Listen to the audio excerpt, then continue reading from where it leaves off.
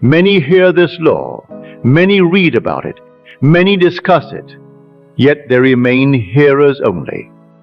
They admire the principle, they agree with it, but they do not do it, so they continue to see the same world.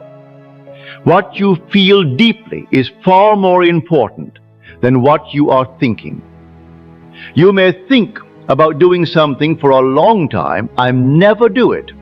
But when you feel something deeply, you are moved to act, and God acts. He who is the cause of all life acts through the sense of feeling. You can think of 1,000 things and remain exactly where you are. A deep conviction, felt, is far more important than anything you could ever think. Scripture tells us, "Be ye doers of the word, and not hearers only." Now, how do you become a doer? By acting in faith. Faith encompasses feeling. If you have faith, you will act. And if you act, God in you is acting. For God is your own wonderful human imagination.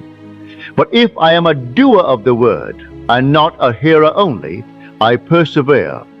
Or as the King James Version translates it, I continue in the state. For the law is not fulfilled by hearing, it is fulfilled by doing. Suppose I tell you what I would like to be, and you tell me to go my way as though I already were it. For one brief moment, I see the world as I would see it were it true. I feel it. I accept it. You may feed your hunger by thinking of your desire, or feed its satisfaction by thinking from its fulfillment.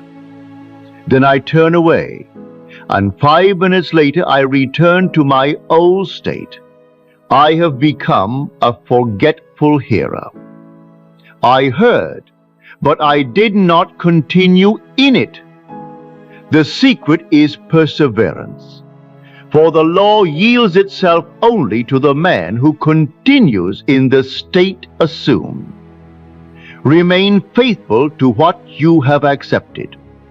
Walk through the door tonight, assuming you are already the man or woman you desire to be. It does not matter if the outer world denies it. The outer world has no choice but to follow. You have another mirror besides the one hanging on the wall. That mirror is your friends. If they heard your good news, would not their faces reflect it?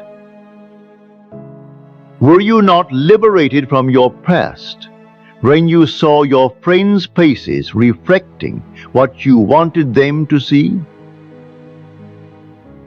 Assume your desire is now a fact.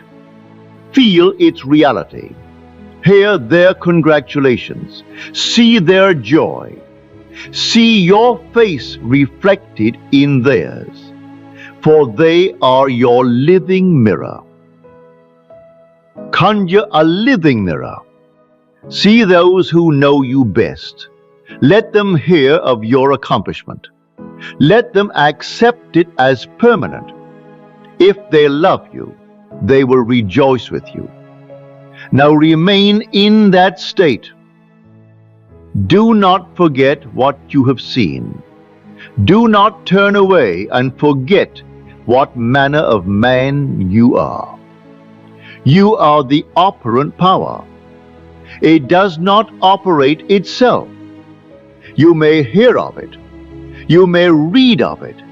But have you proved it? Have you tested it? For when you test it and prove it, you speak with an authority that cannot be borrowed from another. Years ago, I found myself on the island of Barbados. I had committed myself to a series of lectures in Milwaukee. So I sat in my hotel room. I closed my eyes, and I assumed I was already aboard the ship. I felt the motion of the gangplank. I place my hands upon the rail. I smell the salt of the sea. I look back at the island. Again and again I performed the act until it felt natural. Soon a passage became available, and I sailed exactly as I had imagined. I did not ask how. I did not concern myself with the means. I simply entered the state and remained faithful to it. That is the law. The same law for every desire, whether it be wealth, health, freedom, or the knowledge of God.